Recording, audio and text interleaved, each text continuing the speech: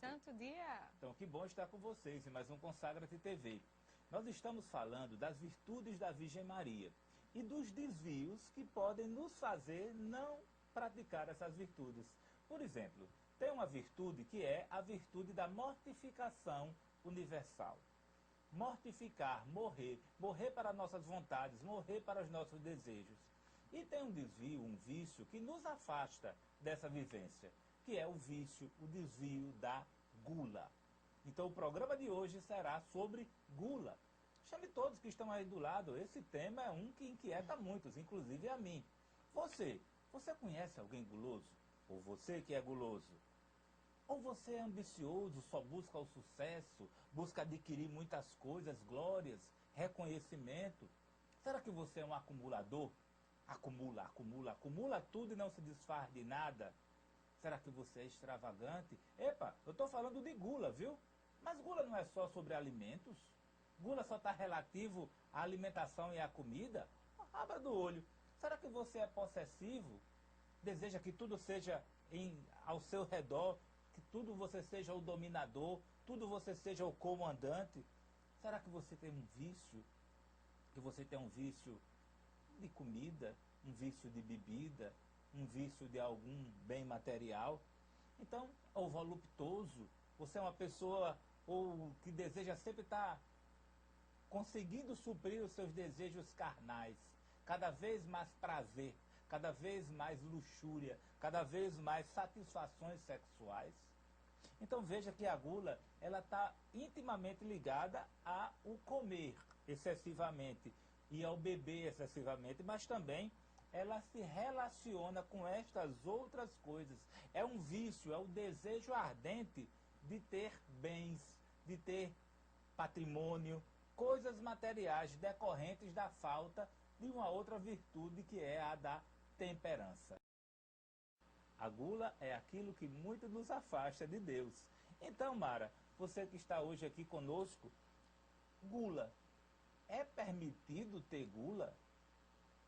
O que é que vocês acham?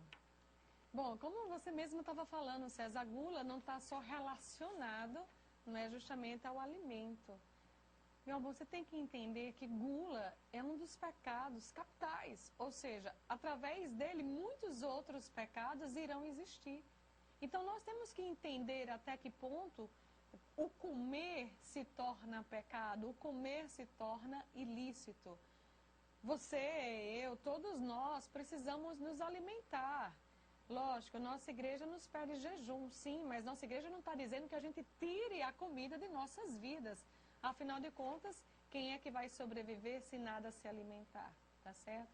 O que nós estamos querendo indicar a você hoje é que você não precisa parar de comer, mas você deve buscar em Deus, no Espírito, a sua tranquilidade para ser controlada a sua ânsia de comer, tá bom?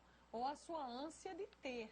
Talvez você não seja só guloso no ato de se alimentar, mas de ter as coisas. De repente você tem uma bolsa e você tem uma gula por ter outra, mesmo que aquela esteja ainda em perfeito estado, né?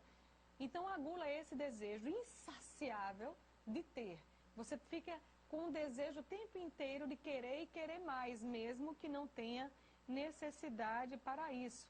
A gula, ela vai sempre lhe dar uma pista de quando ela está entrando, quando esse sentimento está entrando na sua vida. Por quê? Porque ele sempre vai estar ligado a um prazer. Você sente prazer naquilo. O prazer vai ser muito maior do que a necessidade. Por exemplo, você está se alimentando por uma necessidade.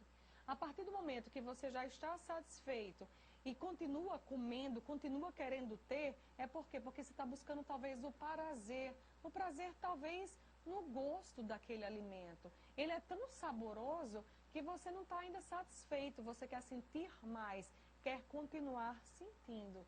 E lógico, o prazer que a gula provém, ela vem de todos os sentidos, não é? Muitas vezes a pessoa pensa que a gula vai estar só no paladar, pelo ato de você degustar. Não, meu amor. A gula muitas vezes vem pelos outros sentidos. De repente você agora está na sua casa, não está nem sentindo fome, não é?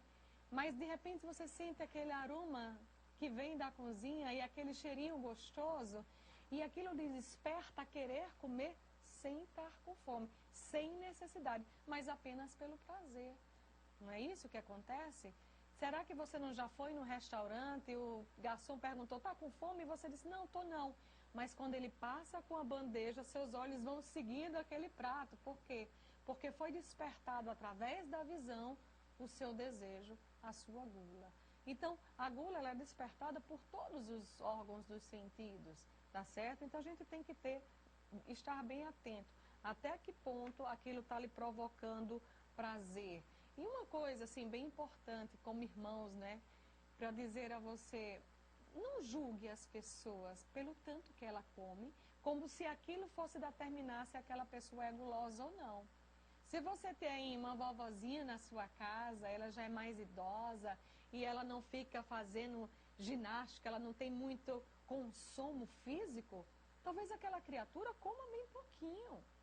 Diferente que se você tiver numa obra e tiver um pedreiro, digamos, né, César, que aquele homem come muito porque gasta muito, o metabolismo dele é muito exercido, talvez ele coma bem mais. Então, que nós não possamos julgar a pessoa se ele é ou não um homem, uma mulher de gula, pelo tanto da comida, tá certo? Cada organismo tem uma necessidade. Então, necessariamente, o gordo também não é aquele que é guloso. Tem muitos magrinhos, viu? Muitos magrinhos que, pela sua consistência, não engordam, mas são exatamente, extremamente gulosos. Então, que a gente possa ver isso. E uma outra dica também, na questão da gula alimentar, é que a pessoa não está muito preocupada se aquele alimento é um alimento saudável, se aquele alimento é um alimento nutritivo, ele apenas quer comer.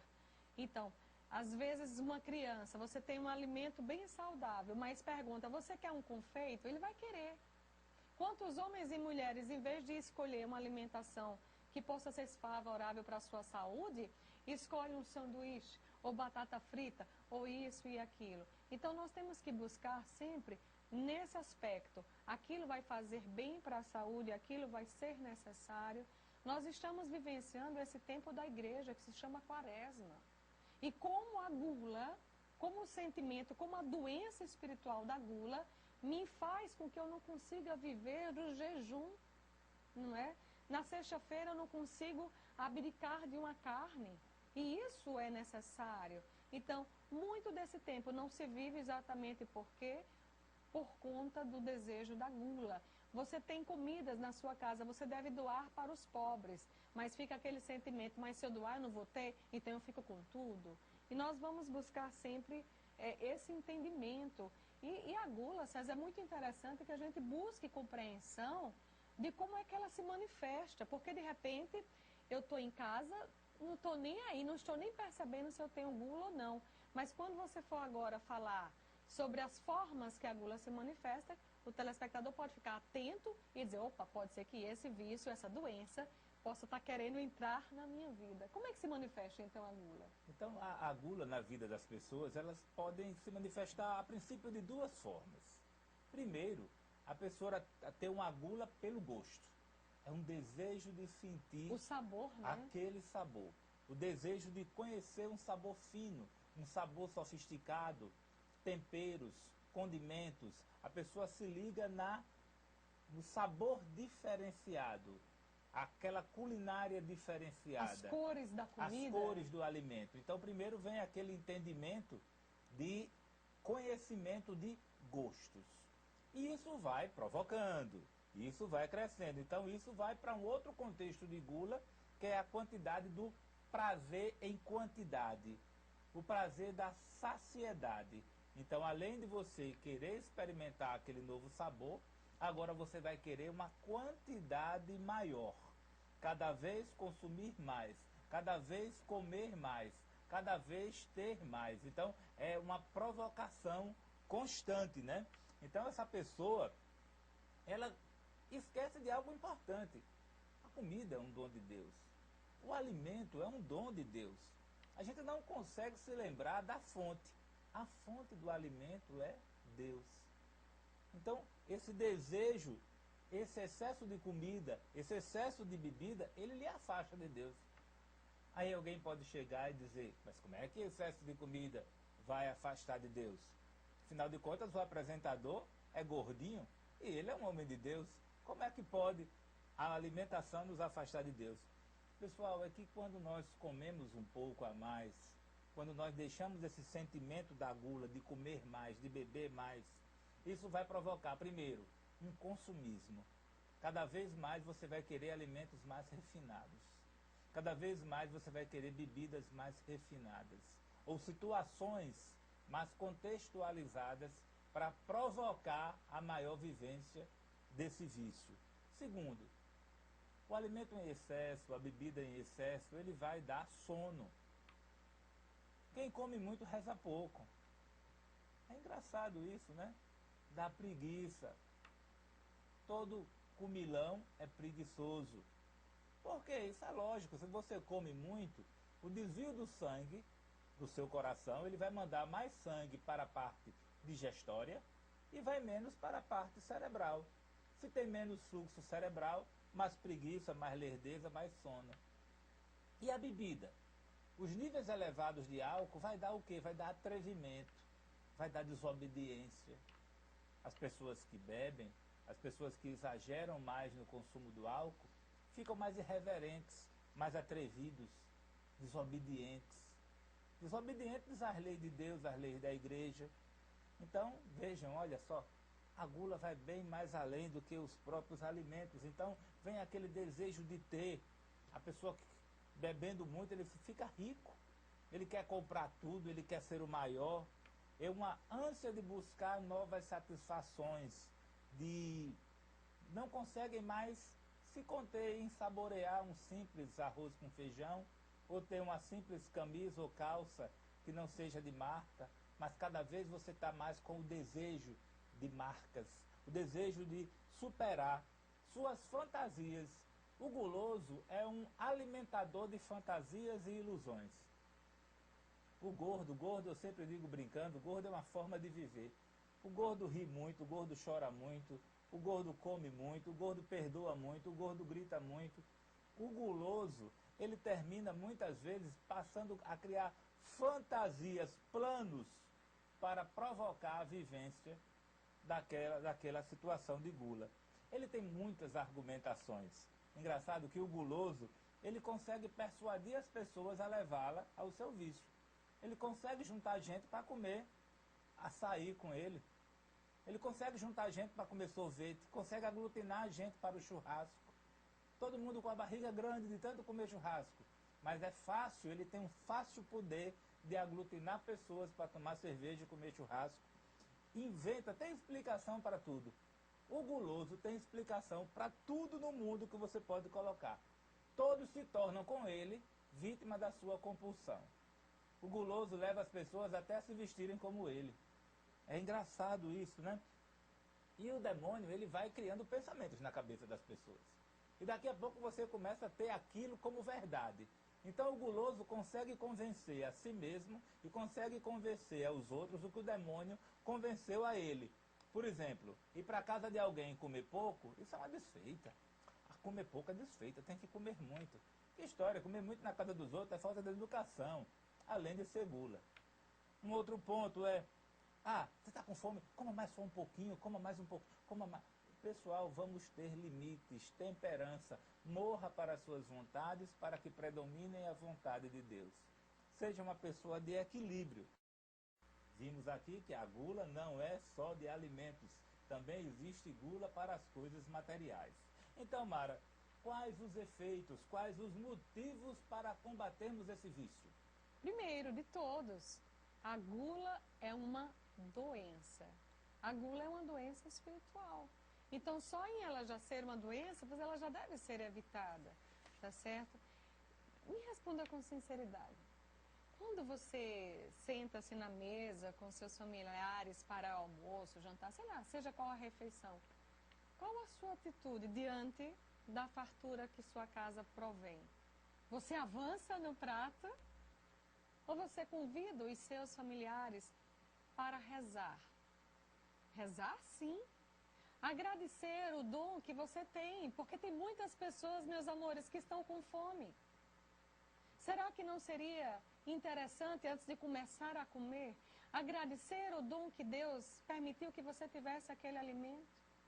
Será que não será necessário que você peça a graça que aqueles alimentos que você vai comer, eles sejam purificados de todas as impurezas, porque até chegar aquele alimento na sua mesa, por quantas e por quantas mãos foi passado aquele alimento?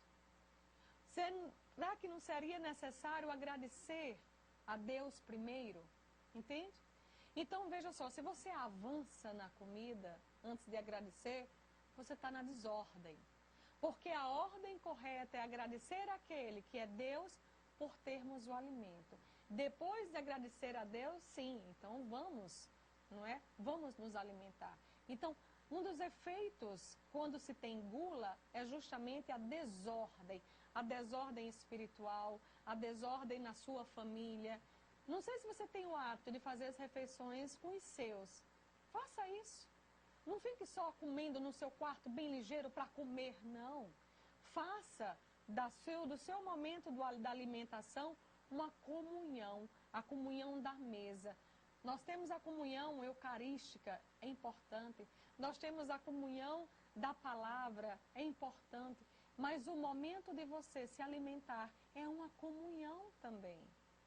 A comunhão do alimento é uma graça e é um momento que nós não devemos desperdiçar mesmo. Uma coisa também importante, não é? É que pode ser que seja muito taxativo o que eu vou dizer, mas a gula, um dos efeitos da gula é a demência, né? A demência é o quê? Justamente estagnar, é você não conseguir pensar, é você não conseguir memorizar, e a gula provoca essa demência. Como você mesmo estava falando, né, César? A gula vai ser uma demência por quê? Porque você, mesmo que não esteja engordando, mas você se torna pesado.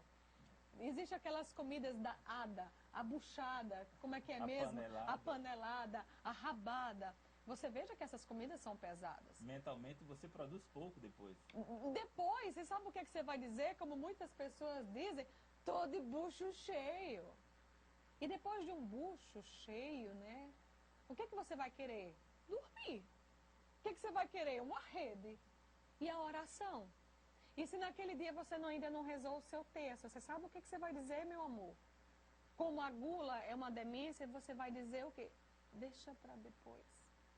Deixa para amanhã. E você vai ter um dia que talvez não tenha um espaço para Deus, para a sua família, porque você está demenciado. Então, é um efeito muito forte que você deve cada vez mais ter esse cuidado. E como nós já falamos, tenha cuidado com aquilo que é valioso para a sua saúde. Busque além do sabor, não é? Busque além do prazer, justamente aquilo que possa ser nutritivo. Entenda bem, Deus abençoa os alimentos, tanto é que quando estava no paraíso disse que Adão e Eva poderiam comer. Sim, é verdade. Deus faz com que as mulheres, elas tenham a capacidade de amamentar os seus filhos, porque Deus está preocupada na alimentação. Mas nós nascemos e precisamos nos alimentar, mas nós não vivemos para comer. Entende isso? Então, que a gente possa cada vez mais buscar. Eu não sei se você passa por algum problema, se você tem alguma dificuldade, se você tem fracassos ou contrariedades.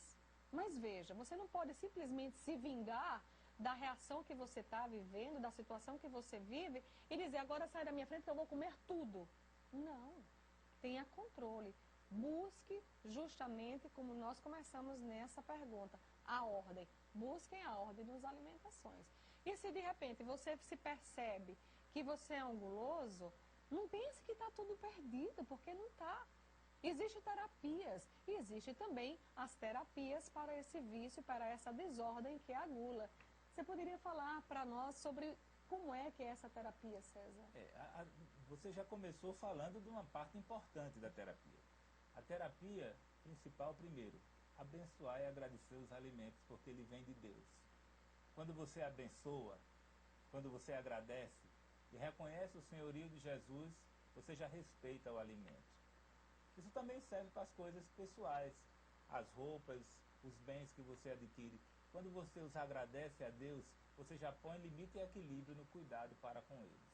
Já é uma Primeiro terapia ponto. mesmo. Segundo ponto, a prática do jejum. Se for fiel no pouco, Deus os confiará mais. Então, busque fazer a prática do jejum. No mundo moderno, falar de jejum é algo até... tá maluco. Não, é retrógrado. Não, o jejum é uma prática educacional de você domar e vencer os seus sentidos.